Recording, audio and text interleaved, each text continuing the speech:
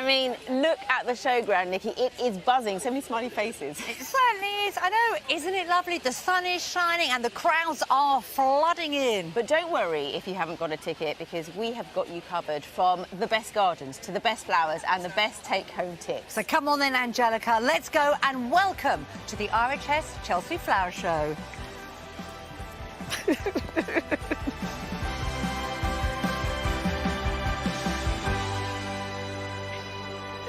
Hello. Hello. Do you know what? It's so brilliant that there's so much excitement here. I love it. Everyone wanted to find out about flowers and plants. It's great. Absolutely. As you walk in through the Great Pavilion, that fragrance, it just hits you, doesn't it? So many different plants and varieties of flowers in here.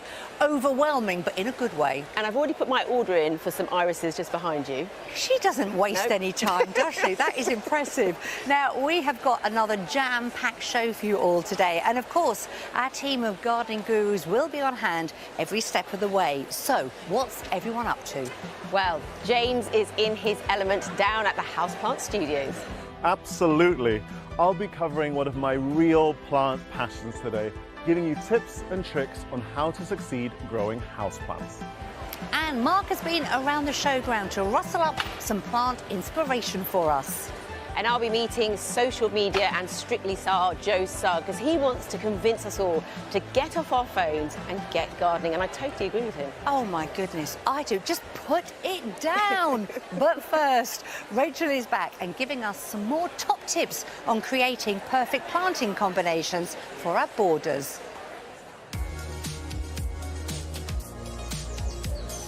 One of the most impressive elements about looking at the show gardens at Chelsea is the way the designers put plants together, and this year is no exception. And today I'm going to look at some of the smaller gardens and specifically how they work with the shape and the form of plants.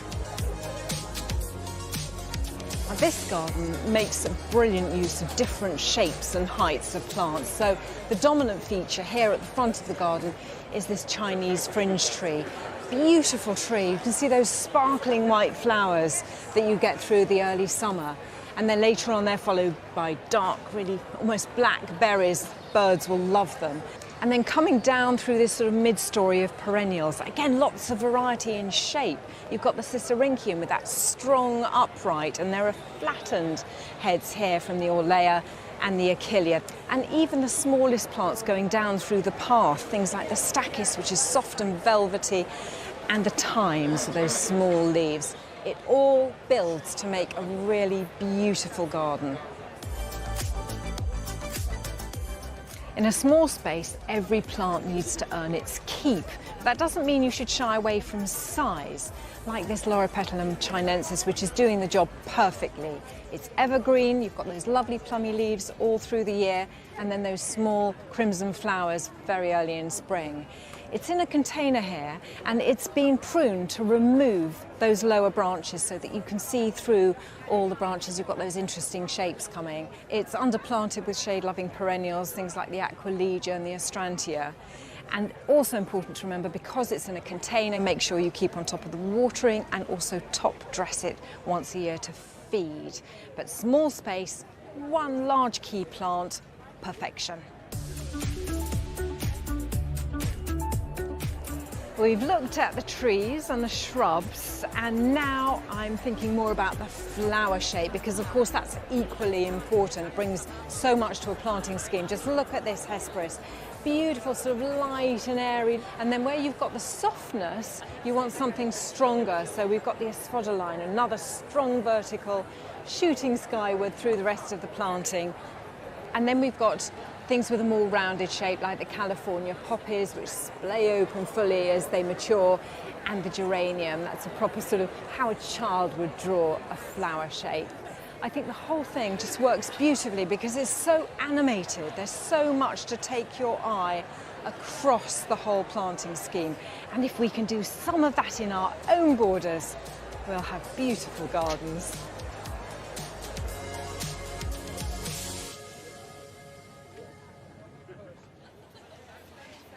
Now this is the very glorious RSPCA garden, and I'm pleased to say I'm joined by designer Martin Wilson. Congratulations, Martin. I mean, it's your first time at Chelsea. Just sitting here, this is the garden that I would like to scoop up and take it home with me. What you've created is beautiful. You must be delighted with it. I am, thank you ever so much. Yeah, really pleased. But this garden is not just for humans, is it? No, we're trying to encourage people to invite wildlife into their gardens, so I hope there's lots of ideas that will encourage them to do so. Yeah. For me, sitting here, it feels like a garden first, but then on greater inspection, you can see the clever things that you've done to get the insects, to get the birds and the bees into the garden. As we stepped in, what are the containers over there and the one by me here? So it's what we call a dead hedge basket. So the idea is you lift the lid up, you put materials inside, and there's a habitat for hedgehogs or amphibians to hibernate. But they look pretty at the same time. You could probably sit on it as well, couldn't you? You could do. So we're trying to create something that's architectural and sculptural at the same time, as well as being functional. And the wall behind us, this beautiful stone wall, and I can see bird boxes, which I must admit, I wouldn't ever think of creating something like that if I was starting again with the garden, or something to introduce. So again, we're trying to create a habitat that for these bird nesting boxes are for house sparrows, so they can be brought into the gardens because their numbers are declining and they need somewhere to nest. So what would have been their natural habitat then? You say the numbers are declining. Typically they would have nested in perhaps the eaves of our houses and in the roof space, but where we refurbish our houses, they're losing that opportunity. So trying to encourage people to create a new opportunity for them to nest. Yeah. But it really works as a feature as well. And we've talked about bees and insects and pollinators. What have you created in the garden for them? So we have pollinator boxes, so for solitary pollinators, for leafcutter bees. And what's so special? Because the holes are so small. They are. So the solitary bees will lay their larvae in there, put food in there for their offspring, seal it up with mud and with leaves, and then that's ready for the next generation of bees to emerge. So when you're designing a garden like this, what comes first? Which animals, which birds, which insects you really want to encourage, or the actual design of the garden, or does it work hand in hand? I think it works hand in hand. All of those animals are my favourite, so it's like choosing your favourite child, I suppose. So yes. I think it comes together for me. Yeah. Martin, it is absolutely tremendous, and we can all take something from this garden, perhaps do it in our gardens as well. Well done to you. Thank you very much. Thank you. Now, it's that time of year when we're all heading to the garden centres and nurseries at the weekend. But while we all have those favourite plants we always go for, Mark is here to convince us to try something just that little bit different. It can feel a bit overwhelming selecting plants for your garden, but herbaceous perennials are a great place to start. This is a wonderful example of herbaceous perennials. Now, these are non-woody plants that come back year after year, and as they come back year after year, they just get bigger and better. Now, with our ever-changing climate, we're having to rethink how we plant up our gardens. The great thing about herbaceous perennials is that the variety is really wide. So no matter what growing conditions, there's a herbaceous perennial for your garden. Ornamental grasses are really versatile plants for your gardens. Now, this one here is stunning. This is Britza media, otherwise known as the quaking grass. And you can see why, even as I'm just holding it, it will move around really easily in just any little bit of wind. Now, this actually comes from cooler climates. So you want to plant this early in the autumn, so it's got a nice long time to grow, ready for it to come out in the springtime. Now, the other one, Panicum virgatum, that is otherwise known as the switchgrass, has these gorgeous red ends to them. Now, they come from warmer climates, so you want to plant those sort of late springtime, and that way they can just grow and then be really magnificent come the summertime. Ornamental grasses, you can mix them in with your herbaceous perennials, or you could just have a whole border just of them all on their own. Absolutely stunning. If you've got that tricky, awkward spot in your garden, maybe it's under some trees or just some tall shrubs, then go for epimediums. These are great ground cover plants. They have these gorgeous heart-shaped leaves, and then late spring, early summertime, these most beautiful flowers. They look like little bishop's hats. Now they come from woodlands, so they really like a nice sort of leafy soil, and they like it slightly acidic as well. But once they're established, they will work brilliantly in even drought-tolerant gardens. They really are a cracker of a ground cover plant.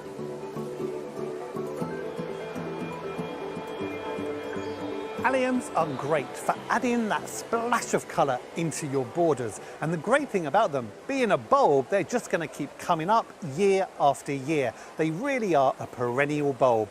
Now the other thing about them is that once they've flowered, leave them in the borders because they will look beautiful, adding that extra bit of texture. And why not spray them silver and gold and use them as a Christmas decoration? So there we go, some wonderful perennials to use in your garden. So don't be scared, be confident and go out there and embrace perennials.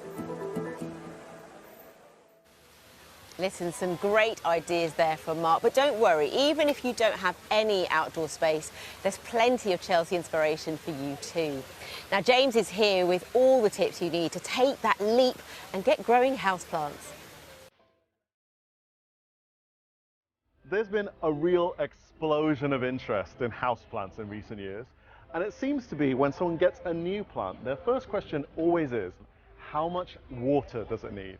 But I don't think that's the first question they should be asking at all. It should be, how much light does it need?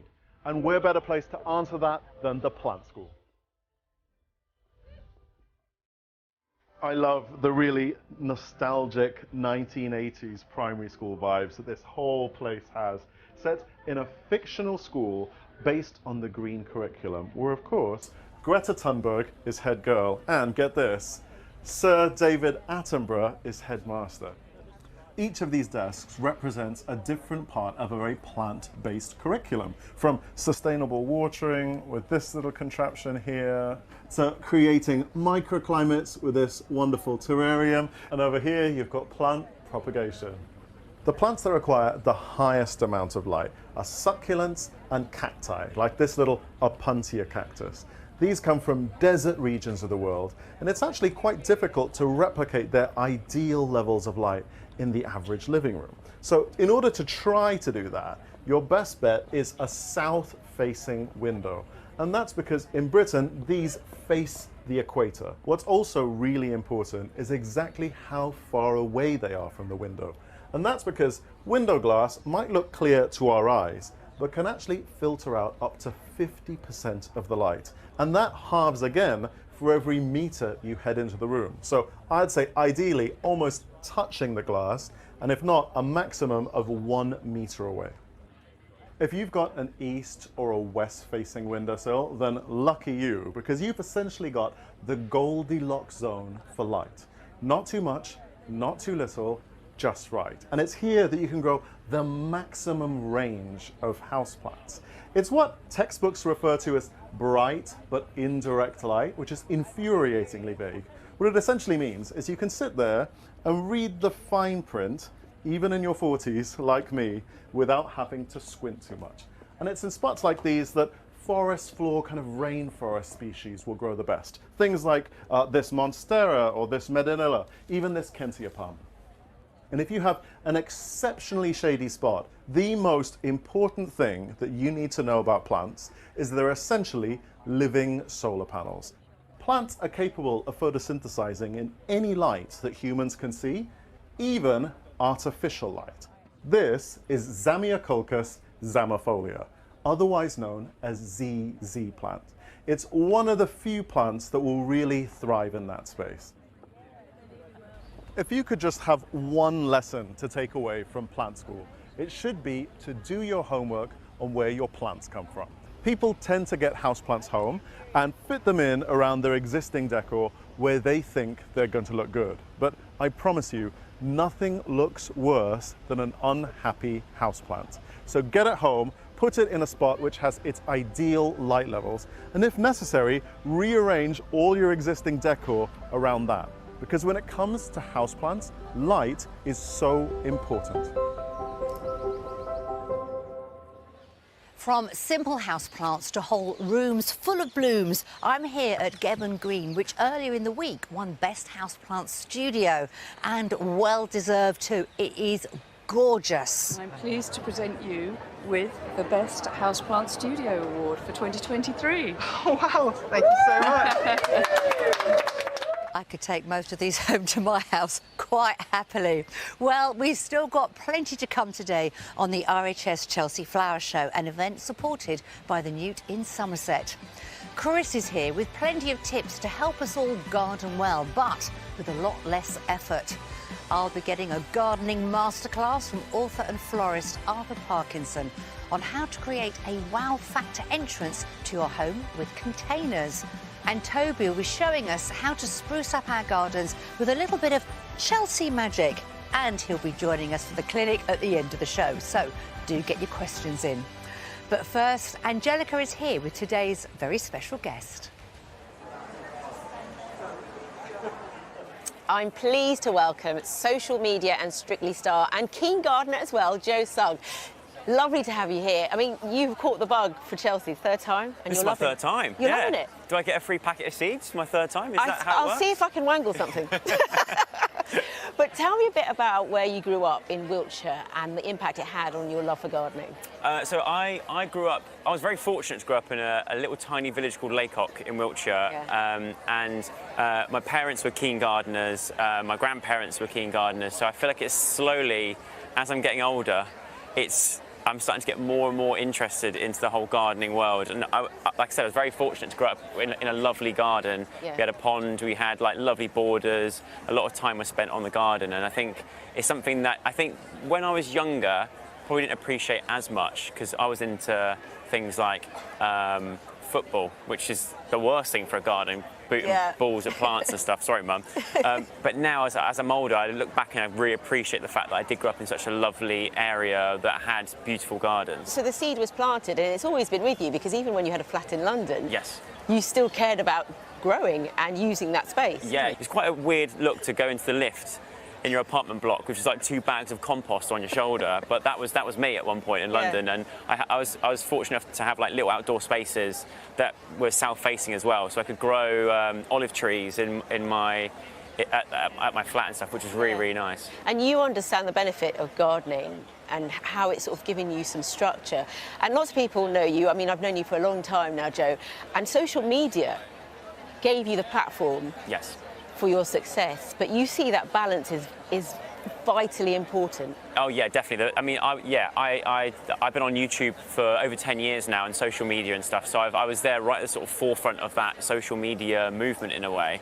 But I think having the sort of the gardening seed planted early on as a child, but also like being able to go back to that, has been super helpful for me. I now live in the countryside again, and it's I can't, even though I've had good success through social media, I think it's all about finding that balance between using social media. Social media is great, but also going outside, getting in amongst nature, I think is just as important. I think it's really important that people find that balance between the two, and it can go hand in hand. Like we see people here today that are with their phones out taking pictures of the plants. It's amazing that they can sort of go home and sort of use that for inspiration and things.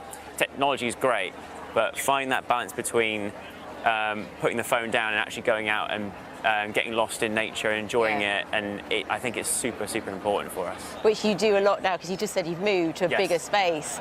Tell us about the garden there. The garden, so I'm in my 3rd year of No Mow May, which is great. It's going well. My garden is very it's a sloped garden.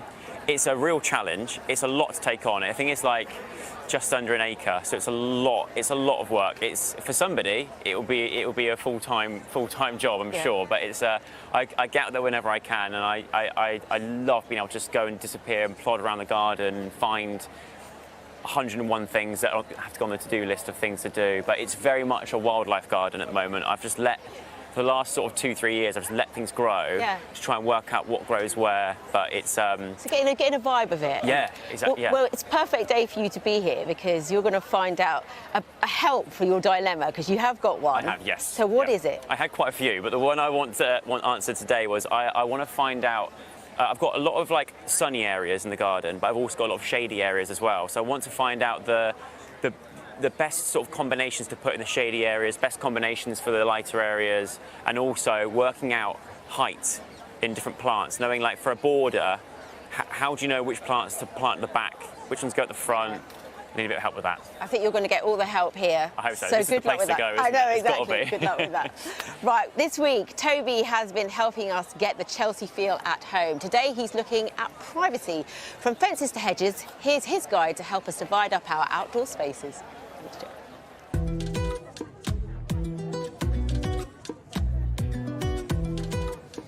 Probably the most neglected parts of our garden, but possibly the easiest to upgrade, are our boundaries. Of course, the easiest way to spruce up your garden boundaries is with a lick of paint. But this being Chelsea, the colours used, they're bold, they're bright and really in your face. I really like this fence. It looks expensive, but it's so easy to make because it consists of chunky timbers of different sizes, all butted together. And the beauty of that is because some of the timbers stick out further than others, as the sun tracks across the garden during the day, the length of the shadows changes. It gives the garden a dynamic quality. And if you're choosing a colour for your garden, there's something you must remember. It'll have a massive effect on all the plants in front of the boundary. Now, this boundary is mostly pink, burgundy and orange. And the orange is the king colour here because it has the most dramatic effect. Being on the opposite side of the colour wheel to the greens in the borders, yeah, I like it. It's kind of a cross between a barcode and a sundial. Stylish.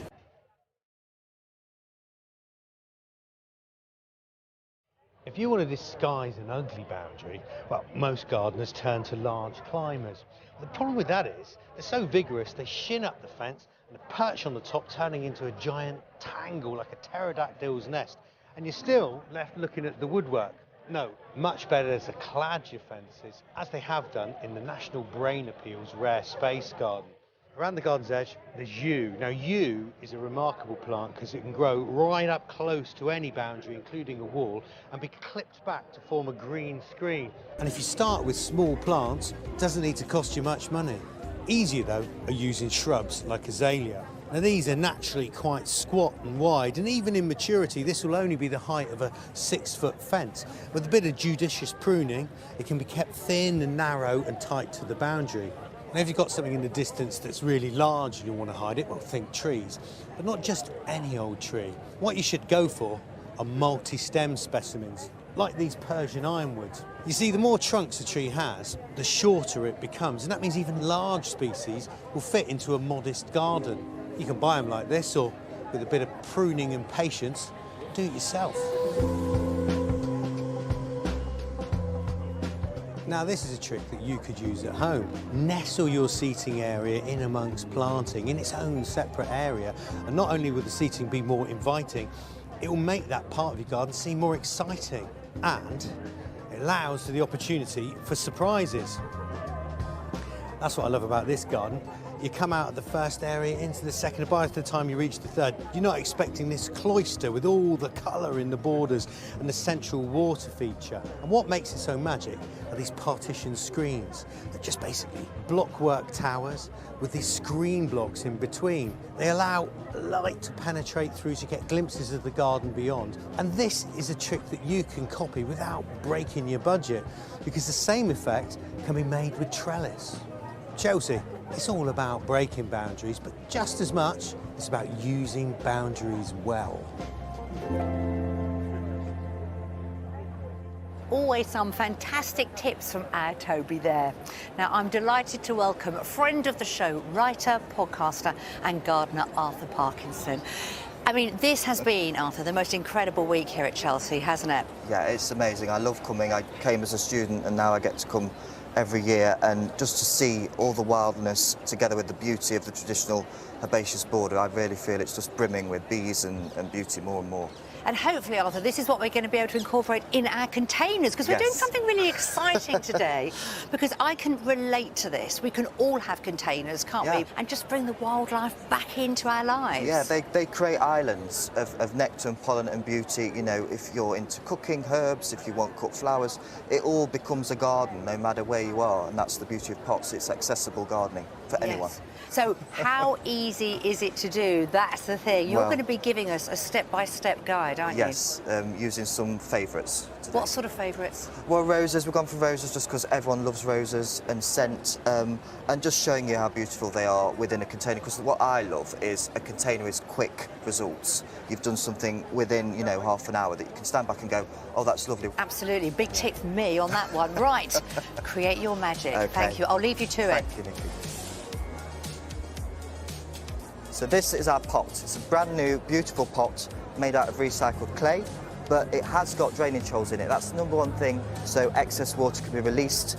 The magic thing that we've got in this pot today to help us with climate all the way through the year, that's going to act as insulation and also something that's going to help keep moisture in, is wool. Lovely wool. And what we've done is we've lined all the interior of the pot with this wool, and then the compost is a peat-free mix of multi-purpose compost, and that's going to give this pot a good amount of energy right the way through the growing season. You really want to make sure the soil is full of nutrients, so really think about the soil, get the best compost and soil you can. So now we're on to our plants, and when you're looking for plants for pots, is think pillar, spiller and friller, and that's going to ensure that the whole pot is like a firework. The main star of the show is this most beautiful newly bred rose called Danahue, and it's a wonderful rose because it's quite a big flower, but the bees can still get into the petals. And then you want to sort of tip it upside down. This is quite delicate. There we are. And so you slowly turn this around, and that's got a lovely root ball. And that's going to make sure our rose is at the height we want. And so that's our pillar, and our friller is this beautiful salvia called cherry lips, and so they can just be tucked in around our rose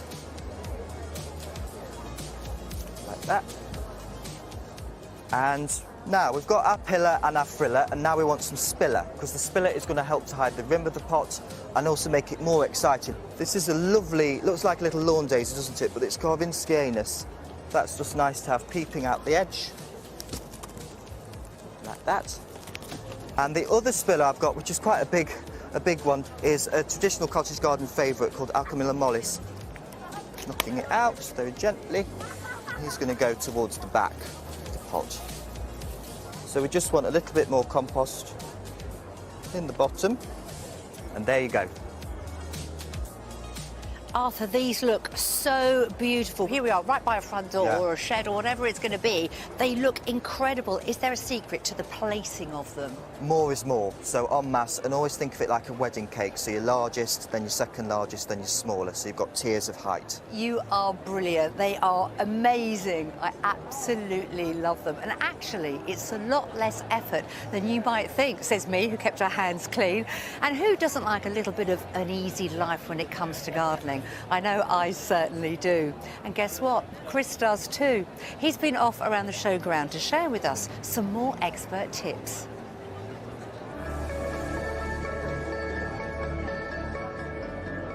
After what feels like a very long winter, it's finally time to get back into our gardens. But we all seem to have less time these days, so I'm going to be looking for ways to maximise the impact but minimise our effort, giving us more time to sit back, relax and enjoy our gardens. Rachel, it feels like the weeds are out in full force. Have you got any tips to help reduce the time spent weeding? Well, yes, the best way to reduce weeding is to actually cover the ground with plants, and so the weeds can't stand a chance to compete against them. Have you got any recommendations for plants to do that? Oh, definitely. This here is geranium Bill Wallace, and you see the wonderful jewel-like colours of its flowers and this lovely lush green foliage that covers the ground, stopping those weeds from growing. And you've got a really beautiful, delicate white flower there next to you. What's that? That is sweet woodruff, and again that will grow in the most difficult of conditions, forming a thick, dense carpet of beautiful, lush green leaves, and then these lovely, delicate flowers from May to July, and they smell fantastic. I think that's a top tip. If you want to spend less time weeding, cover your flower beds. Absolutely. With more of the plants you want. You couldn't say it better. Mark, have you got any advice for those dark, shady corners, and preferably reasonably low maintenance. Ferns is your answer. They thrive in shady conditions. They don't mind the damp. Low maintenance, you just need to trim them once a year and they just flush up again and that's it, they just get on with it. These could pretty much deal with anything that nature wants to throw at it. They can indeed. They're tough, hardy, trim them back in April, they flush back up again. They can cope with most conditions. Have you got any varieties you'd recommend? There's the smaller hart's tongue ferns, happy and damp but can cope with the dry. The king here, it's called the king of ferns. Oh, the king of ferns. It's got crested fronds. They're all the same family, they're all dryopteris, all male ferns, but there's a lot of variation within them. Sarah, I'm on the hunt for time-saving advice when it comes to our gardening. Have you got anything for us? Yeah, of course, we've got our drip irrigation system. So how does it work? So you would set it up, for example, with a timer or from a water butt pump or straight from the tap if you want to switch it on and off. So you would get your main piece and then you would clamp it together with a connector and then run it off. How much water do you think it saves? About 70% versus watering it with a watering can, for example. That's a lot, isn't it? So it saves you money, it's better for the environment, it saves you time, and it's better for the plants. Yeah. That sounds like a win for me. Thanks, Chris. I love any idea that means I can stop reading. Now, the Great Pavilion is full of inspiration for all areas of the garden, but one new exhibitor this year is showcasing some plants that need a bit of special attention. Pond plants, isn't that right, Dawn? It is, yes. So tell me about this feature, because there's a lot of water here. So we have about 4,500 litres of water in our display, but it's a creation of structure to show people that it doesn't have to be a flat pond. Okay, so let's discuss some of the plants that you've got here, because I'm guessing you have to think about how deep your water is depending on what plants you get and the roots and things like that. The majority of pond plants will cope with about this much water above the top of the pot. Okay. So on average, if you look at that as an average for every pond plant, then you'll not go far wrong. Okay. So most things can go on the shelves round inside your pond. So let's discuss some of the things here. Obviously we've got the lily pads, which We have the lily pads. always looks lovely. We've got a Lissima behind you, which has very tiny little white flowers. We have our little Gratiola, summer snowflake. Yeah. We've got a little oxygenator in the middle, which is our water violet. Now, that's really important if you're deciding to have a pond, isn't it? Because you've got to keep the water healthy in order for the plants to grow in their optimum condition. The oxygenators are really, really good because they have lots and lots of fibrous roots which help to keep your water clean. And it's the clarity of your water, it's eating up those nutrients in your water that then helps prevent your green water and your blanket weed. Okay, and let's talk about who helped you with this, because how did you manage to get all this water into the Chelsea Flower Show? So when we got here, my son came over with another colleague from work and we found we were on a little bit of a slope. So trying to get water level on a slope was a little bit tricky. So we had a lot of diving around to do, building up of things to try and get it level, but it all came together in the end. No, it did. And you've got some lovely barrels around as well, haven't you? Well, I wanted to show that you don't just have to have a big pond in your garden. What you can do is you can have a small barrel that if you've only got a patio or something like that, you can have a patio pond or even a washing up bowl. Just put some plants in a washing up bowl. I've got a couple of Belfast bowls or sinks in my garden. I could use those, couldn't I? You could, very much so, definitely. Excellent. So any other tips you give to people thinking about getting a pond in their garden? So sometimes when you get a pond, people get a bit frustrated, the water's suddenly gone green or you suddenly started to get a bit of blanket weed, but it takes a good 18 months for the whole balance of your pond to get level. So what you can do is you can buy something from a supermarket, such as something like watercress. Oh yeah. The chopped watercress, float that on top of your water. As that starts to root while it's floating, that'll eat the nutrients out of your water and it'll improve the clarity of your water and get rid of your blanket weed. It's a very quick, easy solution and to keep you happy. Dawn, you are a fountain of all knowledge. Thank you so much. I love it. Thank you. Now, earlier in the show, Joe Sugg was in need of some expertise to help with some tricky areas in his garden. So let's find out how he got on.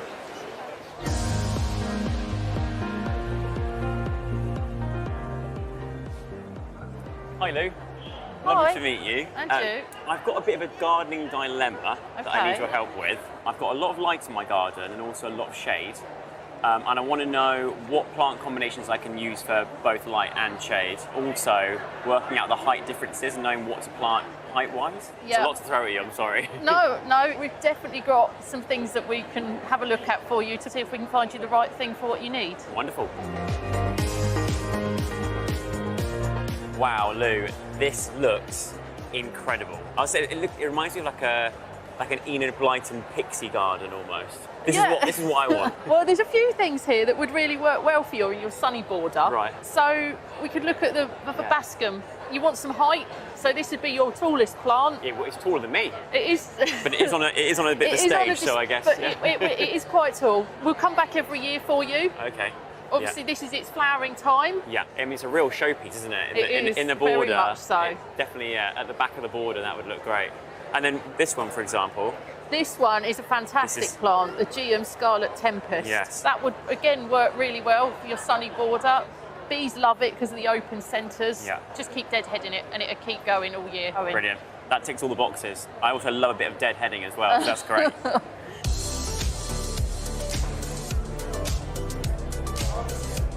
Right, so we've got some really good plants here that will work for you in your shady border. I mean, first of all, this here is beautiful. What is this? This is Selene fimbricata, and it's got these lovely frilly petals on it. It's almost like little lanterns, isn't it? They Like little are. tiny lantern. And then it's quite light, so other things are mixed in really well with it. To go with that, we could add some lovely geranium here. Yes. Yeah. So this will kind of weave its way in with it, and nice and bright purple to go with the white.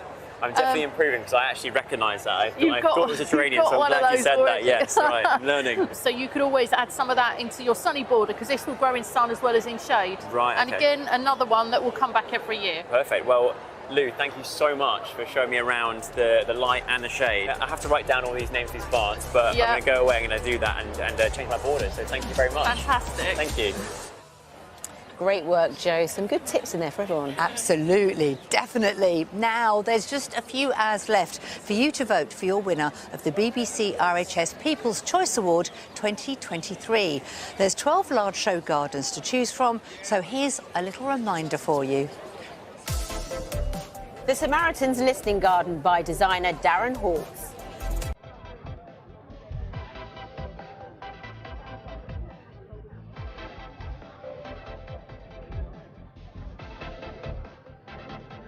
The Fauna and Flora International Garden by designer Ghislaine Rickards.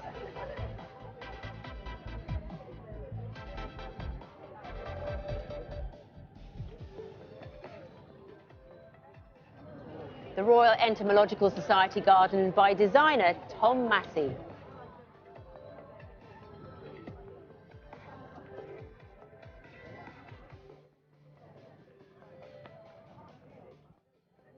Transcendence by designers Gavin McWilliam and Andrew Wilson.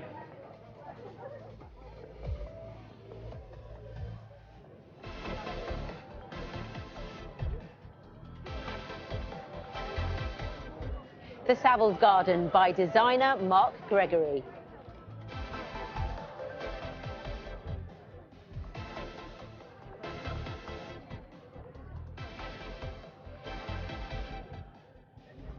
A Letter from a Million Years Past by designer Ji-Hei Huang.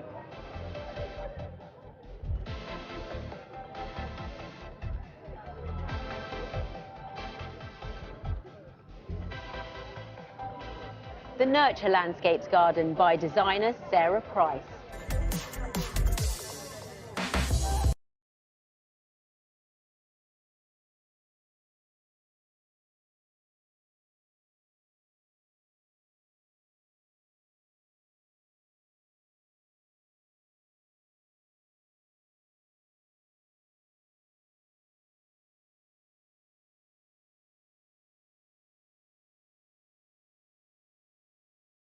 A Life Worth Living Garden by designer Chris Beardshaw.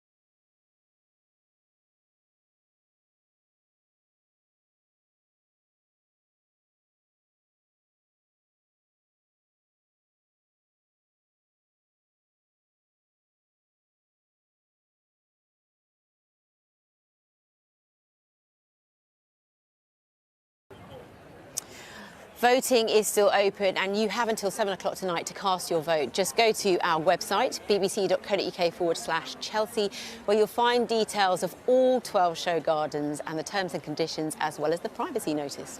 And remember, please don't try to vote if you're watching on demand after the vote has closed. Now, though, we're delighted to welcome Toby to the Chelsea Clinic.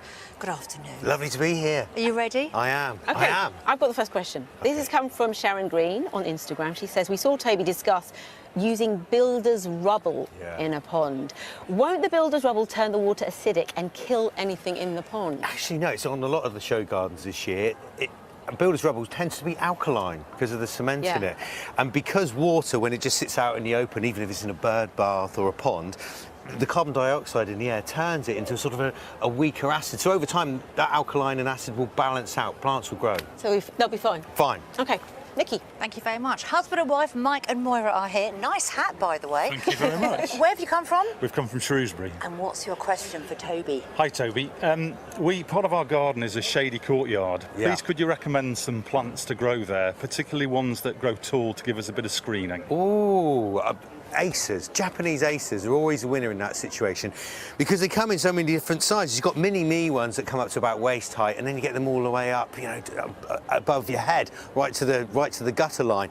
And then underneath them, there are lots of colourful plants that will be happy in the shade, particularly the paler heucheras and the ladianthemum ferns. They'll look really lovely.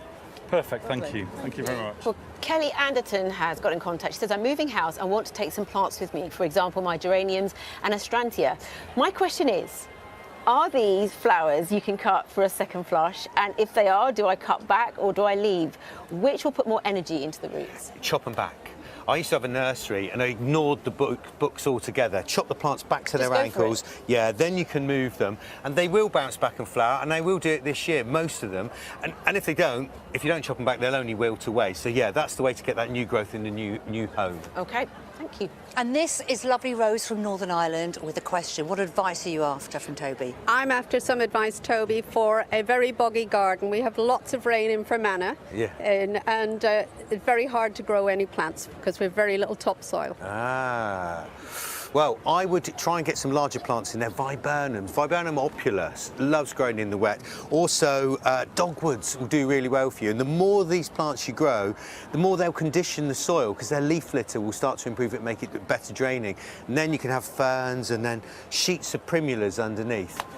You will turn it round with a bit of effort. You will. Hang in there. You can do it. You can do it. Positivity for you very much. Thank you very much, guys. And it's something you should think about when you've got seeds. Just think about what soil would suit it best. Yeah, and mulch. That improves the worst of grounds, whether it's dry or just heavy clay. Oh, thank you, Toby. Always a pleasure.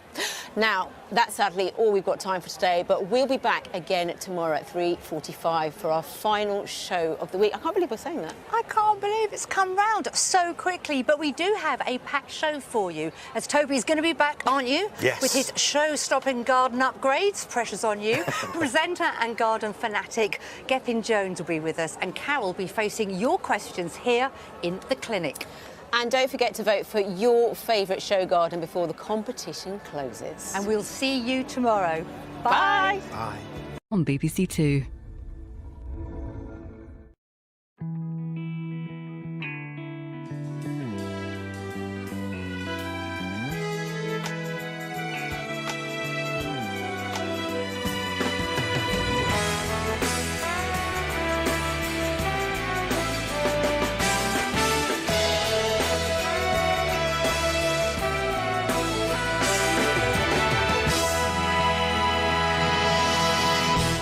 Hello and welcome to the Chelsea Flower Show.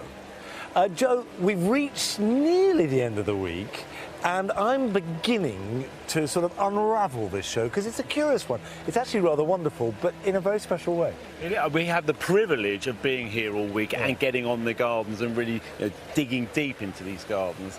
But I agree, there's great variety, there's really good quality and so many interesting plants and stories. It's a good show. It's a good show, but it's one that is revealing itself more slowly than normal. Not least because some of the gardens you need to get on. It's actually a slow burner, I think. Yeah, that's the truth. I think it is, yeah. Which is, it's what it is. And tonight we're actually being slow on our burning because we're taking stock. We're slowing down, we're delving into the details of the gardens and the plants on show. Yes, we'll be looking at the real passions behind what we see here at Chelsea, from what makes the designers really tick to understanding what really goes into creating a specialist plant nursery. As always, going to be joined by our team of experts, and they will be guiding you through this horticultural world and bringing you all the fascinating insights from across the show. So, coming up tonight on the RHS Chelsea Flower Show, an event supported by the Newt in Somerset, I'll be revelling in the beauty of one of our most popular houseplants and meeting the experts who grow them. And I am uncovering the world of the national plant collections and finding out why it's just so essential that we keep that tradition alive. And Arit will be here with the plants you'll want to treat yourselves to in your gardens this year, the shrubs that will make a real statement. But we're starting here on this garden called A Letter from a Million Years Past by Yihei Wang, and it is a slice of Korea, which we don't often get on the show, No, do we? we don't. I have to say, when I first saw this garden, this was one of those ones I felt it was sort of closed. Yeah. I was looking at the outside. Now once on the inside, boy. Wow, yes, it's a slice of landscape, but because there's a huge variety of plants, it's definitely a garden at the same time. Yeah, I mean, that's something that I've learned since I've been here, is that Korean gardens use stone in this way almost always, you know. Yeah, well, Korea is about 60% rock. Right. You know, so it's a way of bringing them into the garden.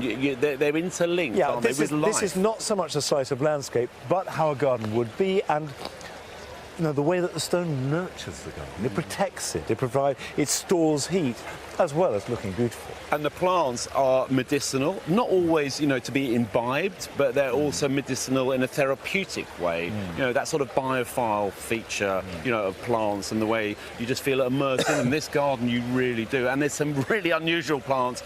Neither of us know them all. I know. Well, you've been researching them. Well, I met so, plantsmen here who don't know them all, but there's some great... There's a beautiful clematis over there. Clematis flagellat. You see it? It's got the sort of a very dark flower. It's absolutely stunning. But I've never seen it before. Not only I've never seen it, I've never heard of it before. Yeah, these styrax, also Monty, behind me. Yeah. They were, you know, they were picked up. The seeds were 30 years ago, were from where this landscape comes from, and grown in the UK. Those styrax. 30 years later, they end up on this garden. It's lovely. Details like, you know, the hard landscaping, the path that's coming down here, it looks astonishingly natural. I came on here and I chatted to Jihei. I found that every detail, every tiny element has been planned, every little plant, every stone. Yes. And not just so that it looks good for Chelsea, but because it matters to her. I mean, and that's what I feel about this, is it's a deeply personal garden. Yes. As well as being a slice of Korea. That's quite something. Well, I think if you put that much love and passion into a garden, you know, that's where a garden like this comes from the heart. It's not perfect in show terms, but there is an element of purity about it that is it feels perfect. It's absolutely stunning. Lovely. Well, from one garden where the plants are integral to the story to another. Rachel is uncovering the plant passions behind the Nurture Landscapes garden with designer Sarah Price. Sarah, every time I walk past your garden, my heart just beats this little bit faster because it's so beautiful. But tell me a little bit about Cedric Morris and why you were inspired by him. His paintings really draw me in, because when you look at them, you can tell that he was completely fascinated and in love with plants, and that he paints them like a plantsman would paint them. There's incredible colours within the paintings, and there's also space between the plants. So the outline of the plants really, really stand out. So it's interesting you say that, because of course he was a prolific and very skilled plantsman as well, and plant breeder, wasn't he? He was, and it was really seeing his iris for the first time in 2015, actually, in Sarah Cook's display in the pavilion, that gave me the idea to create this garden. I was just blown away by the colours and the elegance of the iris. They were just unlike anything I'd seen before. Now tell me why they're called the Benton irises. Cedric lived at Benton, a house called Benton End, and that is where he and his partner, Let Haynes, ran their art school. And so every iris which he selected and bred at Benton has Benton within their name. So, for instance, we're standing next to Benton Susan or Benton Caramel here. That's wonderful. I've heard there's one called Benton Menace, named after a naughty cat. There is. That's this one here. That's brilliant, isn't it? What about getting these irises ready for the show? I mean, was that a huge challenge? That was a huge challenge and a worry, because the whole of this garden, the whole colour palette has been inspired by the shifting colours of these iris. And so the nursery team at Crocus had tremendous pressure put on them, and they were incredible. They let the iris bake last summer in the incredible heat, and that really gave a lot of energy to the rhizomes. And really this amazing flowering that we're seeing here is due to that last summer's incredible weather. Yes, of course, because they do love that real heat, don't they? And not to be buried too deeply in the soil. But of course these are bearded irises, doesn't apply to all irises, does it? No, it doesn't. And also the iris really loves space around them so that they can really take up all the sunlight. I have to say my favourite is Benton Olive, which you can see running throughout the garden, and that was the iris that really came to our rescue and which flowered first. I think that's the star. That's the star of the show. I have to say, I feel that this garden is an absolute triumph. It's a sort of gentle triumph. And so many congratulations, Sarah. It's wonderful. Love it. Well, here the iris are a real focal point of the garden. And if you want to make a statement with the plants, it might just be easier than you think.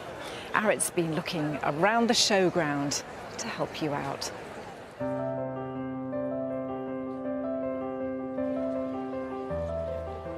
There are some plants in the garden that can make a huge statement. They are often more expensive, but they're really worth the investment. So you will certainly reap the rewards. This is Azalea ponticum divicii, and it's a wonderful statement shrub. It's got a lovely creamy yellow flower with tinges of yellow, but it does enjoy ericaceous soil, so it's important that it's planted into that. But what I really like about this plant is it acts as a fabulous understory shrub that sits between the canopy layer and the perennial layer, so you've got a really lovely bridging feel throughout your planting. It gets to about 1.5 metres, so 4 to 6 feet in height, so you need to have a little bit of space for it. But the good thing about it is it's really hardy, down to about -20 degrees. Now, it will enjoy sun or partial shade, but you do have to have ericaceous soil. So if you don't have that in your border, then you could containerise it. And the fact it's scented really adds value to the garden. I think this is a plant that you most definitely want to invest in.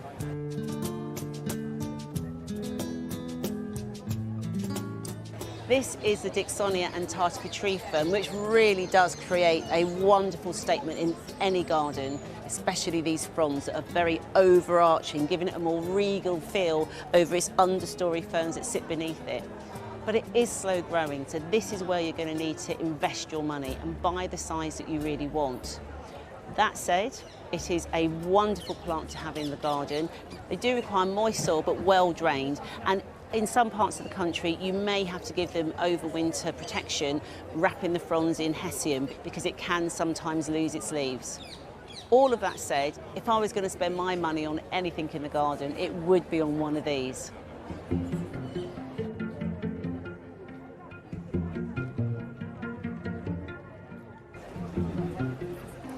Mespelis germanica, the medlar tree, which is one of my favourites. I love it because it gives me flowers, these wonderful white flowers in the springtime, but then roll forward to autumn and you get a lovely burnt orange, amber coloured fruit. This tree really does keep giving across the seasons. It is closely related to the apple tree, but the good thing with this tree is that it's reasonably pest-free and requires little pruning. Now look at its height. I really love how it's been celebrated in this container and the fact that it is a multi-stem. So it's an actual focal point, but can also be used as screening. However, if you do containerise a tree, you may have to pot it on in the future or at some point get it in the ground, otherwise it wouldn't necessarily last as long. But if it's in the container or in the ground, I would definitely go for this in my garden.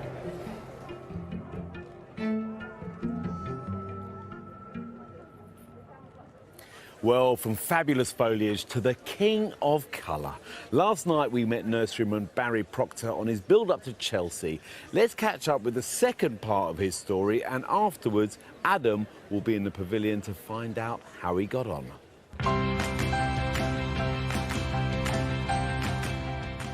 I've been growing plants for most of my life, and this year I'm going to the biggest flower show in the world. I'm going to Chelsea Flower Show for the first time.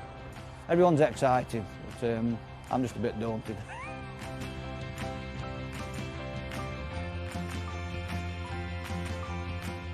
Since you're here last time, you can really see stuff's come on really well, and I'm very hopeful and excited that stuff's getting going now.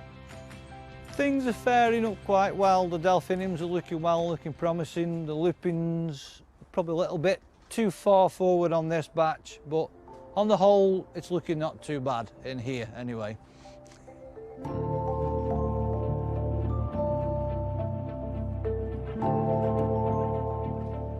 This is frost damage. It's really cracking foxgloves, what we put out 10 days ago, and we had a -3 on Monday night, and you can see it's really damaged the leaves. It's just spoiled it for the show, really.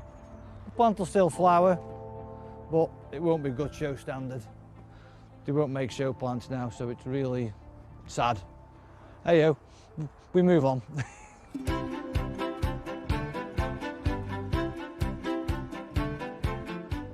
The effort is really sort of immense. We're bringing plants forward, we're holding plants back.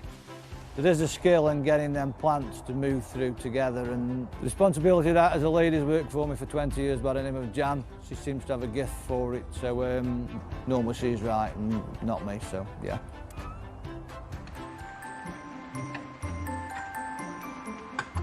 We better look at what we're doing then for Chelsea, aren't we? Yeah, yeah. Going to be promoting the pot trees and the heritage of sort of where we come from a little bit. Just sort of telling everybody, you know, we come from Stoke really, don't. This is a nice tee up we've made from my daughter's Wendy house. We've sort of based it around a Danish trolley and put all the wood round, and it's done several years of doing shows and different things, but it's had a major revamp now. And over this side we've got some heritage of the pot trees, the old bottle kiln that used to be on the skyline. So this is all part of it, you know, to make the pottery sort of stand out when we go to Chelsea. And Jan's going to start arranging stuff. That's Jan's job, to make the magic with the plants.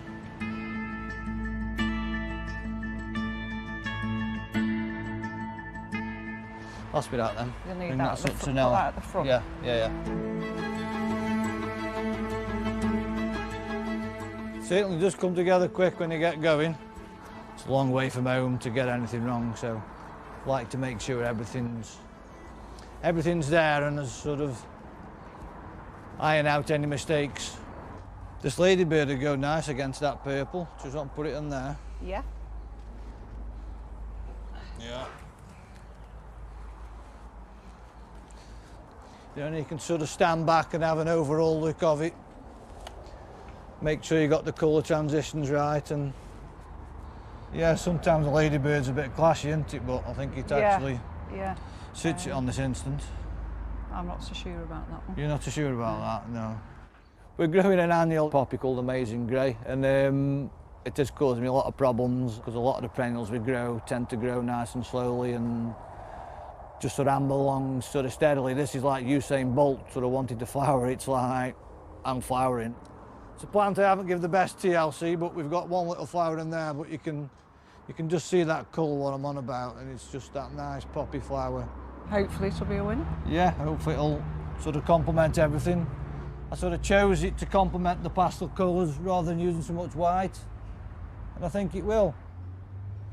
And hopefully the judges will like it as much as I do. You know, I mean, now it's flowered, I really do like it.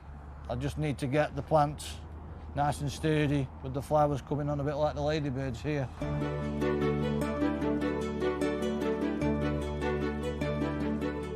One of the things we want to do about going to Chelsea is put this little frost pocket and Stoke-on-Trent on the map. You know, Proctor's Nurseries is in a very cold place, and if we can achieve to grow these plants to this standard and hopefully achieve that Chelsea gold medal we're looking for, it would be really nice. And you know, that's to make everyone sort of proud of us from this area of what we can achieve up north, as you would say.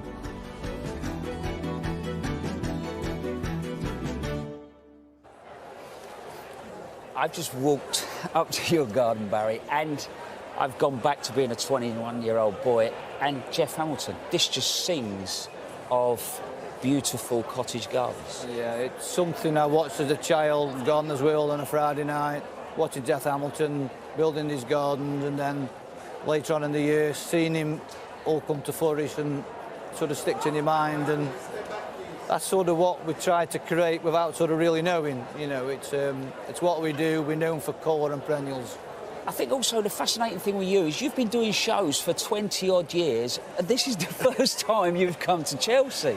Yeah, we've been doing shows for a long time, but we never we did the Marquee 3 years ago and started getting gold medals, and I thought last year I lost to sort of good friend of mine, my uncle, and I thought it's time to do it. It's time to stop messing about and sort of get on with it and go for that Chelsea in May, which is a real busy time at the nurseries.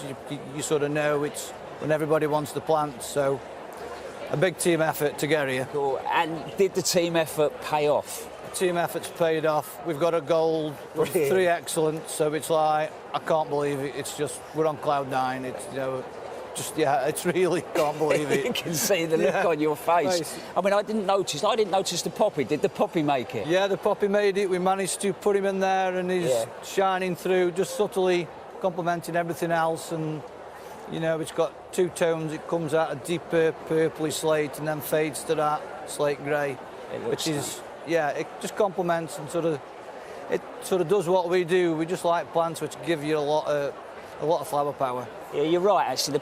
The whole stand is full of hard-working cottage plants that provide a smile. Yeah. They just take you back to when you used to see your gran or your gran's friends with that cottage garden, what they loved, and they split things and passed it on, and an odd new thing in there. And it's, yeah, it just keeps going, and it keeps pleasing and makes you smile and takes you to nice places, childhoods, and that youth when cottage gardens were really part of the thing. I mean, they still are now, but I think the old ladies really knew how to sort of pull them together. Partly from watching Jeff on telly, probably. Exactly. I mean, to be fair, we've got an awful lot to thank him for, haven't we? We certainly have, you know. He's sort of an icon of my youth, and, you know, yeah, I'm probably doing a lot of things I don't realise what was installed from a young age of sort of reading his book and watching him on telly. You know, and the conversation with you, it's sort of bringing it back of possibly what we were there, you know, what it's done. Mate, honestly, I think it's absolutely stunning. He would have loved it, and you can see the public do. So, thanks very much, mate. No problem. Thank you very much, Adam. Spot on.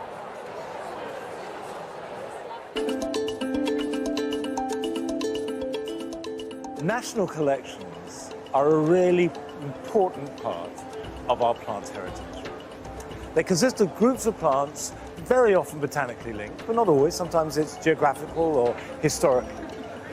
And they will be all grown together. Sometimes there are more than one collection across the country, but there are about 95,000 plants spread across around about 650 national collections. This means they can be studied, they can be collected, and very often preserved, because many of these plants would otherwise disappear because their habitat is lost.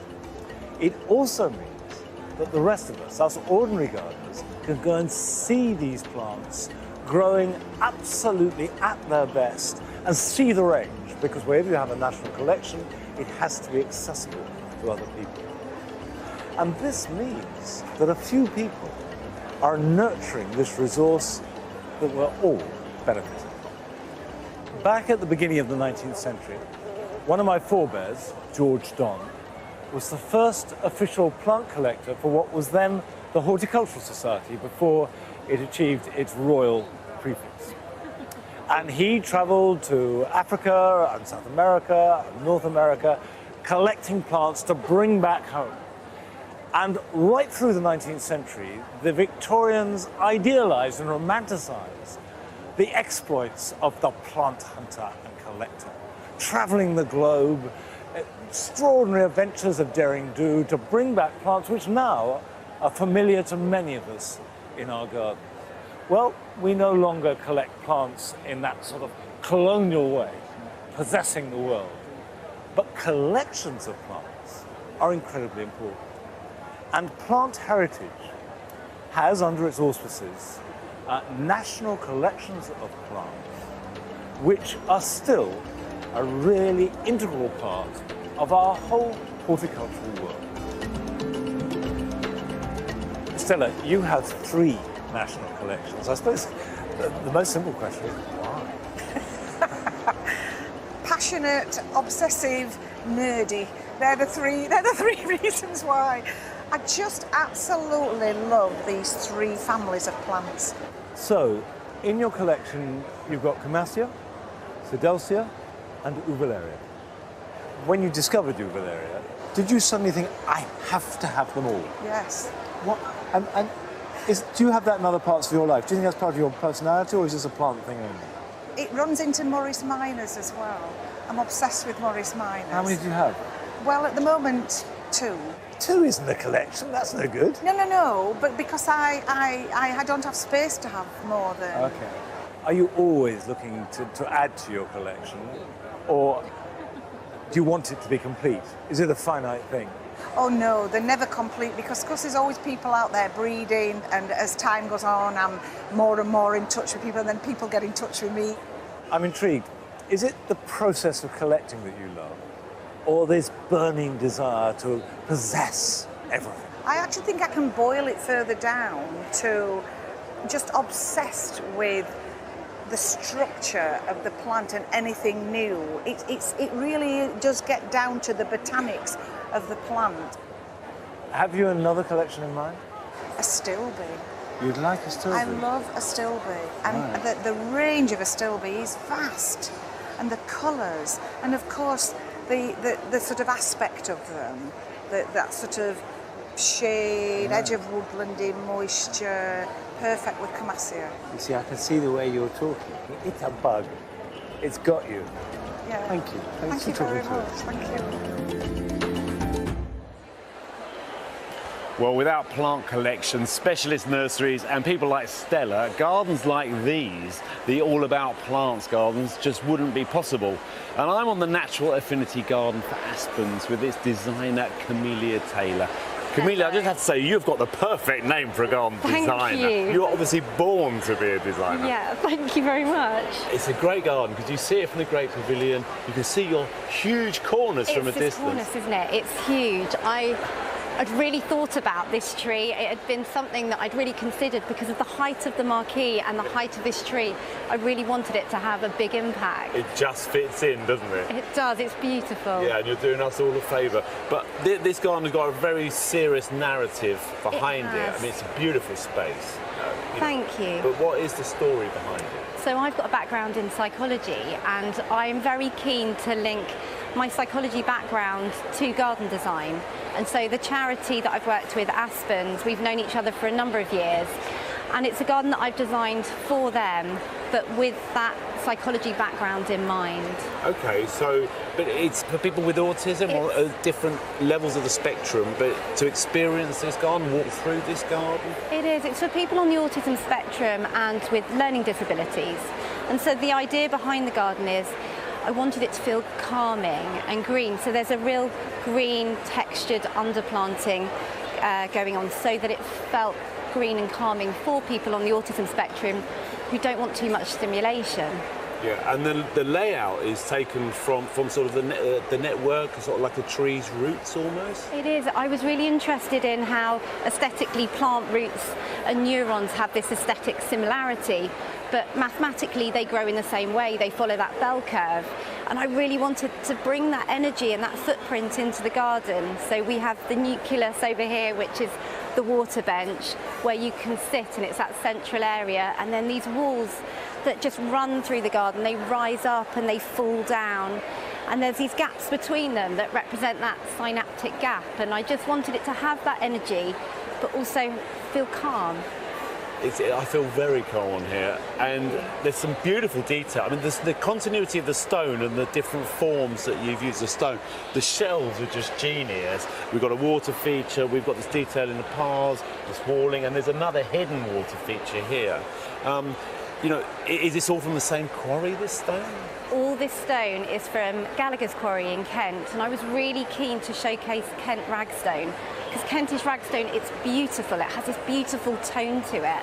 And so I've used it in the shelving, in the water bench, in the little pavers, in the gravel, and I really feel like I just wanted to showcase it because they're 15 miles away from where the garden's going to be relocated. Yeah, it's going to go on, this garden, isn't it? It is. It's going to be relocated in its entirety, so it's been designed so it can be taken apart piece by piece, and it's going straight from here to Aspens.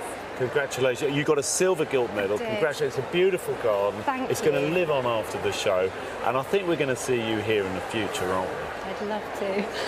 Thanks, you. Camelia. There's plenty more to come tonight on the RHS Chelsea Flower Show 2023, an event supported by the Newt in Somerset. Adam will be taking a look at the Savile Garden on Main Avenue and uncovering the details that might be hidden within the design. Carol is back with 3 more plants that I know you will want to put in your garden this summer.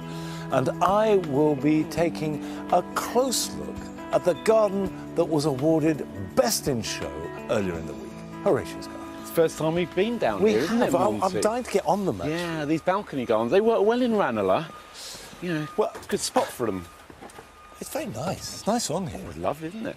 Now, this garden, as I understand it, is north-facing. Must be because of all the ferns, yeah. And is designed around reading. The charity that goes and reads to children, takes books, goes to their houses and reads Which them. is lovely. So we've got a seat, and we've got books, and kokedama. Have you done kokedama, Monty? I've done kokedama in Tokyo. Oh, I did it in Hackney. Looking at the planting, the one thing I would say is north-facing. This planting would need to be shady and damp. Yeah, it's going to need quite a lot of watering. You know, but there are sort of damp, shady spots as well. Yes. I mean, I like the tree fern in the corner, and I think this structure works it's nice. well. I mean, this structure, by the way, this tree was going to be cut up for logs. It's a cedar of Lebanon. Do you know? Repurposing, Yeah, it's it called. is. Beautiful. Good use. Now, very different here. This is a south-facing balcony. Totally different planting. It is, yeah. This guava works really nicely, doesn't How it? did Don't you know think? that was a guava? Oh, because I grow one, Monty. Ah. Well, you can grow it in the microclimate of a city, but instantly, you see, this has lots of volume. Yeah. And can you imagine if you're overlooked from your neighbours, sitting here, you've got a bit of privacy. It's very clever. There's a detail on this garden that I read up about. This is the Folio Society. Yeah. They publish beautiful books. These are oak blocks, and oak trees supply the galls that's made ink for hundreds and hundreds of years. It's a nice connection, but a lovely detail and brought down into this beautiful bench. Within a small balcony, we've got 2 seating areas, we've got loads of planting, we've even got, you know, a little tea set down here. And plants that would love lots of sunshine and good drainage. Yeah. Well, from the balconies, we go to the container gardens, Yeah, which, you know, all the plants are grown in containers. Yeah, you got it. I'm there. And this one won the best across all the containers and all the balconies as well. I can see why. It's a lovely composition, isn't it? It looks stunning. It is stunning. There's no doubt about it. There's a tree fern thing going on, isn't there? And there's a guava thing. Yes, there's another. But with the black backdrop, it sets I love it off that nicely. tree fern against the backdrop there. That's very Yeah, the stylish, silver tree fern's beautiful. It's very balanced. It's very balanced and very nice. And then from that, and of course, again, tree ferns, shade, moisture, you've got something very different. And this, I think, is really elegant. I love the height. This is an albizia tree, and the canopy, you know, it takes your eye up and through, and it's a lovely material as well. Well, this very dominant backdrop, what I understand from this is that it's about climate change. I mean, basically, all our gardening is about climate change. But I like the message from this, is you've got to change. You can't just do the same thing, the same planting.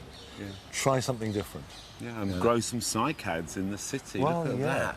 I mean, that Must be very expensive a cyclone right Oh, yeah. I can sort you one out.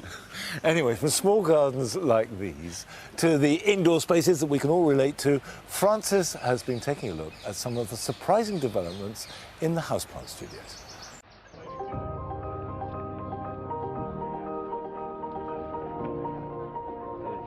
We all know that gardening is good for us, and many of us are taking that well-being indoors by growing houseplants. What you might not realise is that not all houseplants are very sustainable. 90% of them are imported from all over the world and not always grown with the most sustainable practice.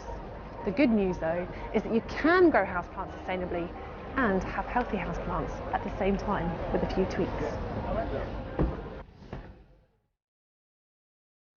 Well, I spend quite a lot of my time in the local laundrette and it doesn't look a thing like this. Well, I'd hope not. No, we put a lot of time and effort into this and we absolutely love it, and we're trying to represent here what a laundry could look like, as well as demonstrating some really innovative, sustainable practices in houseplants. Yeah, I mean it's pretty impressive. Talk me through the concept of this whole space. So the whole space is designed to show that what we do in our own homes with our laundry, which is wash and reuse, we can do in the houseplant industry with the things that we grow our plants in. So this here mimics the sterilising facility we use to essentially reuse waste from our cut flower business to grow these beautiful houseplants in. So how does that work? What's that process? So that process is, once we've taken a harvest off our cut flowers, so be they lilies or agapanthus, or we grow strawberries as well, we take all of that green waste and the material it's grown in, we shred it all up, whatever it may be, leaves, stems, roots, bulbs, weeds, and then we put it through a big steam process for 90 minutes at 90 degrees, and it comes out as a beautifully neutral, sterile material to grow houseplants in. And the good news is it's all peat-free. We all know peat bogs are such a rare habitat and they take such a long time to regenerate, and they hold so much carbon that digging them up is really damaging. Absolutely, we definitely don't want to be growing in peat, but we think there's another slight level to that, whereby you've got peat versus peat-free, and then you've got the extra level, which is reusing stuff that would otherwise be thrown away, which is really commonplace in the rest of our lives, most notably a laundry room, where we don't throw away a t-shirt, hopefully after one use, we wash it and we use it again. So how much are you buying in? Are you fully sustainable in your substrates? Well, we have not bought in any substrate for about 8 years.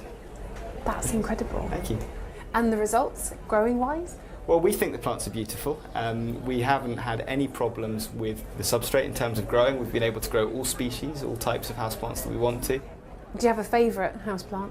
Yes, I do. It's the one that everyone's been talking about here as well, which is the Pilea Moon Valley over there. It's such a tactile plant. It's got wonderful texture. It almost feels like an edible herb, the mint, the sage, the nettle. Yeah. Great plant to have in the kitchen. You know, this is a beautiful sound and it's amazing, and these are sustainable houseplants, but like in all settings we do have to try to adapt and be a little bit more sustainable in general, don't we? We absolutely do, and I think if we each just try a little bit without really inconveniencing ourselves, then we can do that. And that's so easy in, say, the houseplant industry in general, because if people check where their plants have come from and what they've been grown in, they can make a huge difference to the overall environmental impact of making the house green and beautiful.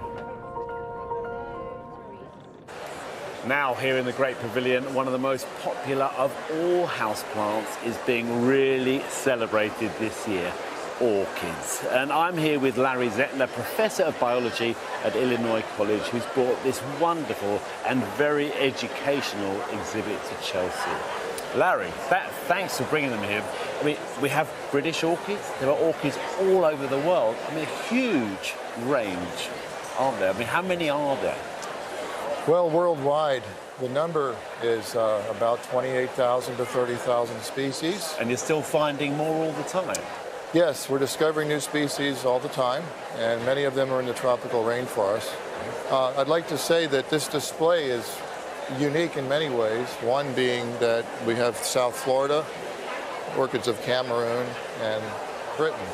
And J.P. Wright and Company brought us here together as a group of specialists from all over the United States and Kew Gardens in Glasgow, in Botanic Gardens. You've got a huge range, but there's one very special and tiny orchid that you've got here. Yes. Can you show it to us and tell us why it's so special? Yes, we're very pleased to bring to Britain today, to London, the very well-known Florida ghost orchid that was grown at the Chicago Botanic Garden and now here, and it will be donated to Kew I'm going to Gardens. use your stick on. Sure. Use your stick to point it out. Yes, this is, it's leafless. There it is. And it's now ready to bloom. We think it's very, very, very close. No leaves. Yeah. And when it opens, it will have a white flower with a very nice charm to it. And it could literally just bloom overnight, turn into... I mean, you've got this model here that I like as well. It's going to turn from that into that very quickly. And so this is real. This is the orchid as it's growing on a piece of plastic, and you can hang these up. And eventually, when it opens, it produces a beautiful fragrance and white flowers. And this is what it will look like when it's open. This is a little on the big side, it's a little larger than normal. But And this if is it how doesn't flower here, it's going to go to Kew, is that right? It is. Oh, it's going to go to Kew. Yeah, regardless, it's going after the show. Okay. And it's not obviously. It's quite a dangerous business, isn't it? Finding these. I mean, you're out in the field looking for them. Yes. In Florida, my students and I go into the Panther Refuge where there's water. Lots of reptiles, venomous snakes, alligators, and what we take these clothes off and we put on snake boots, and we have to be very mindful of some of the dangers and taking care of where we step. And it's easy to get lost in the beauty of the orchids. And then when we see them, we usually have one person on the watch for some alligator that might get a little too close. And if that happens, we sometimes have to climb the tree. Wow, it's a treacherous business. Yeah. Well, thanks for bringing us to the It's so interesting, and I do hope it flowers whilst we're all here. Hope so. Yeah. Well, all week Adam has been delving behind the beauty to find innovative and sustainable techniques that designers have used. And tonight, he's looking at the Savills Garden by Mark Gregory. Mark has produced a garden that is stunning. It shouts charm, romance and tradition. Right back there you've got a veranda with a full working kitchen. You move round, sunken dining, then up to that main terrace, beautiful ornamental planting, and then you work your way down to a full working kitchen garden with a shrine. We could all do with a few more scruffy patches. Ultimately, what we're trying to do in our gardens is create a kingdom, from the top predators all the way down to those naughty little aphids that we don't want. As I leave the wild behind, it's now Saturday morning, I'm out and I'm pottering around in the veg garden. The idea of just being slightly more self-sufficient and putting your own food on the table. But another thing that jumps out here is the soil. That's one thing that we definitely need to care for just a little bit more. Getting that organic matter in, great for carbon lockdown. But also Mark hasn't wasted anything in this garden. The stone that looks stunning on the main terrace, the offcuts have been used for these edgings, and then the waste from those edgings has been crushed up and put onto these pathways. Mark's put this planting together in a really fascinating way. You've got the wild that starts to pick up a few ornamentals, then that tidies up a bit, and then we go into the veggies and then into this beautiful ornamental planting. But it's still got herbs in there, so it works back for that kitchen. The boundaries are either fruits or the hedges, so it's great habitat. But I need to show you this. I can now smell the kitchen. Actually interesting, the moment you come down, the perspective and the use of levels is really clever. But on top of that, you get an understanding of how this garden's glued together, and that is with the choice of materials. There's some wonderful details. Little tile edge that sits around the terrace, that picks up in the risers on the steps, and also the tiles on that roof. So the whole thing just blends together. And every single one of those materials is reclaimed, but also they're from the UK originally. Would you believe There is over 10,000 bricks in here, but it's used really traditional methods. There's no cement at all. You realise that our old traditional methods were a lot more carbon friendly. So this is a lime mortar, but behind that, there's a clay block. And the clay block hasn't been fired. Even the footing has been created from a waste material. So again, it's reducing its carbon footprint. I think this garden demonstrates that we can create in more sustainable ways. But also, for me, this shouts for friends, family, cooking, bringing people together, which is a lovely thing.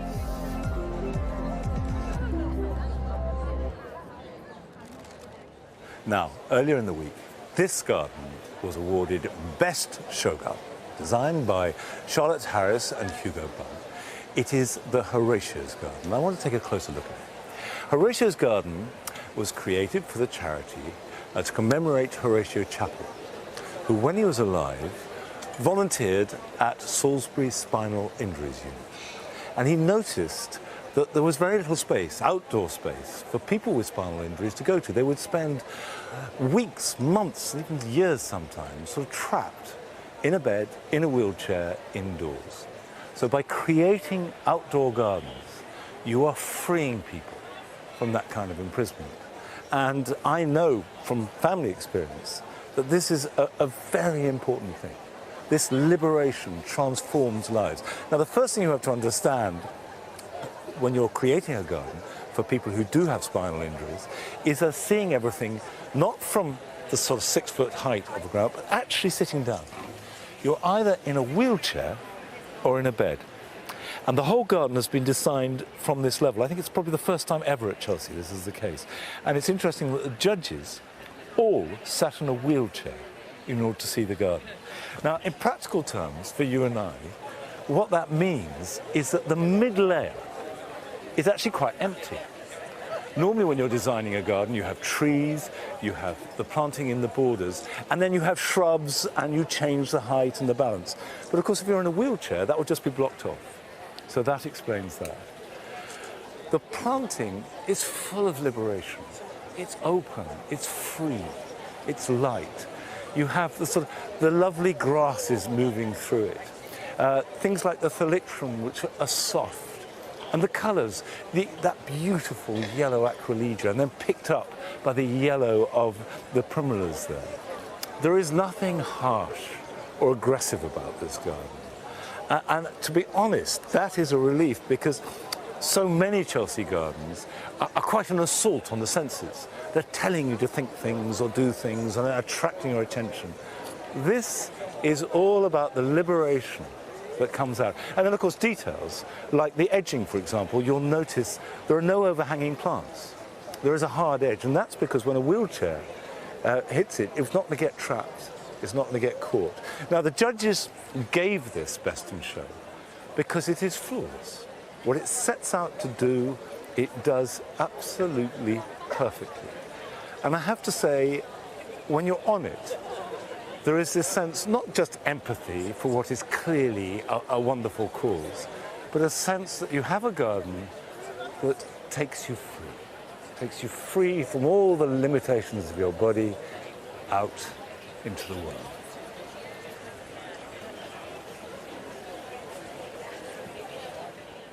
All this week we've been bringing you the new plant varieties showcased here at Chelsea, the ones you're definitely going to want in your gardens this summer. So get your notebooks out, carols in the Great Pavilion to find some of the best. Chelsea has to be the very best place for growers to introduce their new plants to the gardening public.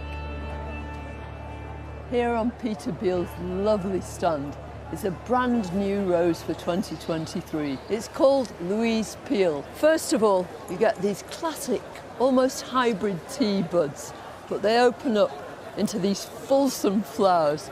It has 2 flushes of bloom. First of all in June, right the way through July. And then, if you deadhead it properly, it will produce more flowers from September right the way through till October. But the better you treat your roses, the better your results are going to be. So initially when you're planting them, incorporate loads and loads of organic matter. Feeding too is important. Try something like a high potash feed. It will lead to really strong growth and beautiful big flowers. As to what to plant it with, well, its colour will go with absolutely anything. Look at it here with these deep pinks, or even with brilliant magentas too. Bearded irises are one of the stars of Chelsea. And here on Clara Austin's stand, it's a beautiful, beautiful iris called Mystic Art. It reminds me somewhat of a Barbara Cartland blouse. These bearded irises are really easy to grow. What they love is to be baked. Their antecedents come from hot, dry, sunny places. So, providing you give them those conditions, they will perform year after year. Most of these irises have delicate fragrance, and Mystic Art is no exception. She will flower from late May right the way through into June. Although their flowering period is quite short, it's spectacular. I always think of these flowers as being shooting stars, and it's their very ephemerality that makes them so very, very special. And now for something completely different. On Ottershaw Cacti's stand, there's a brand new Aeonium, and it's appropriately named Coronation. So Joanne, tell us about Coronation. This is Aeonium Coronation. It's a good, strong, sturdy grower, and they've got this upright head that was perfectly fit for a crown. And tell us about growing them. The plants are actually native to Tenerife, so you want somewhere that's very dry. They need really good, strong sunlight to bring out all their colour.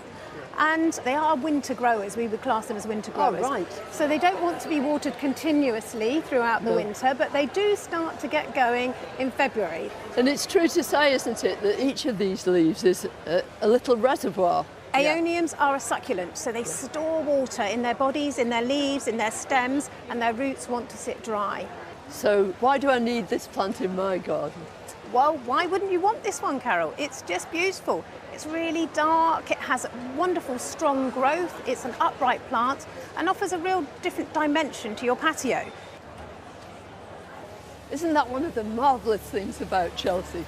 Every year, the RHS Chelsea Flower Show introduces us to brand new plants, many of them destined to become firm favourites in the future.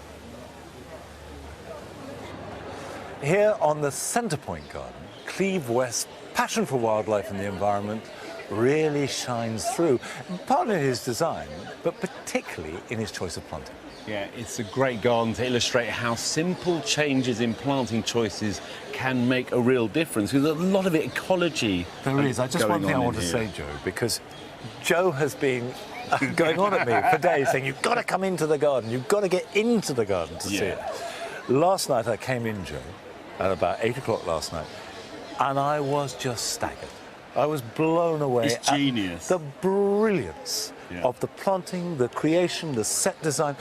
I've been coming to Chelsea for 30 years. This is streets ahead of anything I've seen in terms of set design. It's a very exciting garden. Yeah. From outside, it looks very weedy and a bit, Yeah. you know, obviously it's a tumble-down house and everything, so it looks very rough. And you do need to get onto this garden. And that's probably a flaw. Well, you will lose points in the judges, but he sort of forfeited those. I mean, yeah, and still got the gold medal for a great Well, it deserves a gold medal. But part of the brilliance, of course, is selecting which plants have established naturally and which are from the old garden that are still here.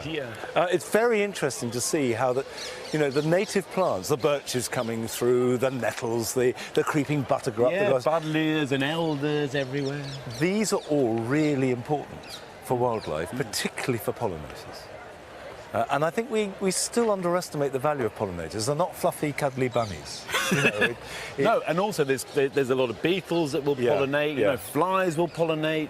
Obviously, you know, bees and these wasps. lovely open umbellifers that you're seeing, and that combination of the garden plants that have survived the wreckage and new ones coming through. I mean, to what extent, and this is a question that's been in the press, should we be planting so-called weeds for pollinators? Well, I mean, you know, everyone to their own, but I think that this garden illustrates that, you know, if you can't cope with a big garden and you can't cope with a manicured garden, let an area of it go. Why not? What's the worst that can happen? Some weeds might creep in, but it creates a sort of environment, habitat of its own, and that's often very good for wildlife. I mean, interestingly, I often get asked, how do you cope with a particularly pernicious weed, whatever it might be? Yeah. Very often, let it become part of the garden.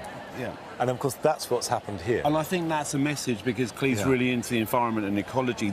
And he's used this narrative of homelessness and this tumble-down house and the front garden combined with ornamentals to tell that story. And I think that's why it's not a clunky way of telling it, and it is very environmentally savvy. I mean, I think that the thing to get across to people too is when you're planting for pollinators, it's not just the honeybee.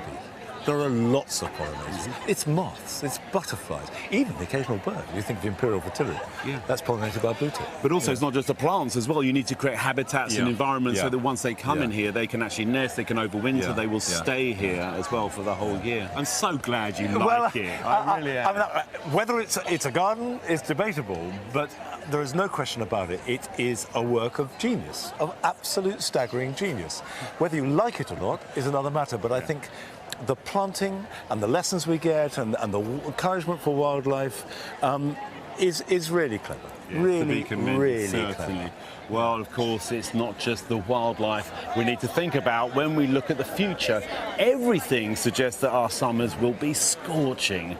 But just how do our plants cope with these extremes, and what choices can we make to help them survive? Well, Nick has been to discover the science behind summer leaves.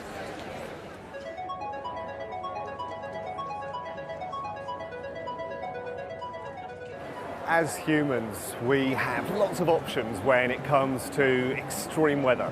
If it's pouring down with rain, we can put up an umbrella. If it's really hot, we can go into the shade. But of course, plants don't have that option. They're stuck in the same position. However, over millions of years of evolution, they've been able to adapt to cope with extreme hot and cold, dry and wet. And lots of that is down to leaf adaptations.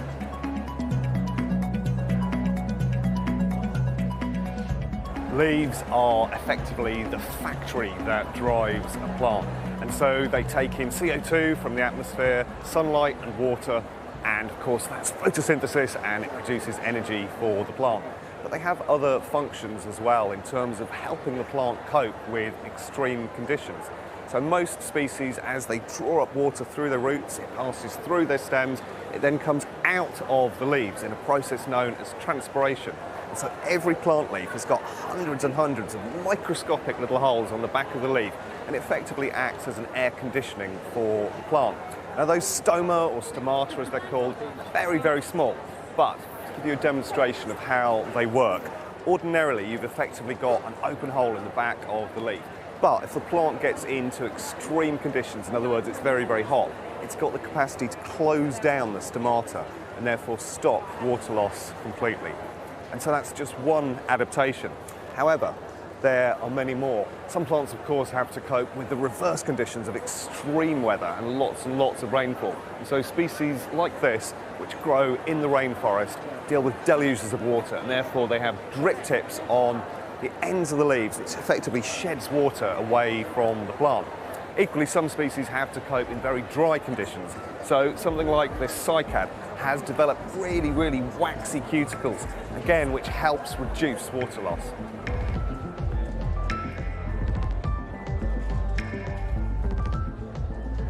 This Mechanopsis, just here, which comes from the Himalayas, doesn't get any direct rainfall, and so they've evolved this super hairy leaf surface, which means those hairs are able to capture ambient fog and mist as it moves past, which then drip down and provide the plant roots with water.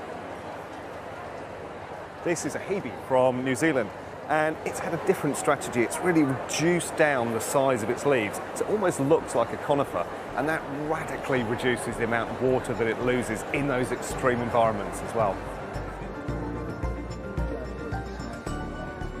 Leaves truly are the most extraordinary structures. They, of course, produce the oxygen that we breathe, they make our gardens and landscapes beautiful, and they've evolved in the most incredible range of ways to cope with the rigours of our world. Right, it's that time of the evening, Monty. Here we go. Love that jingle. Love it.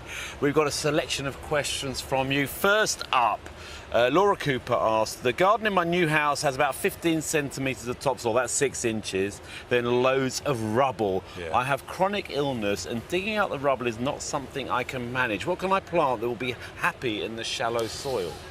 Builders, come on. I'm getting asked this a lot. It's so typical on new builds. Yeah, that's the regulations. They have to leave 15 centimetres. Right. Well, let's answer the question first and come back to that.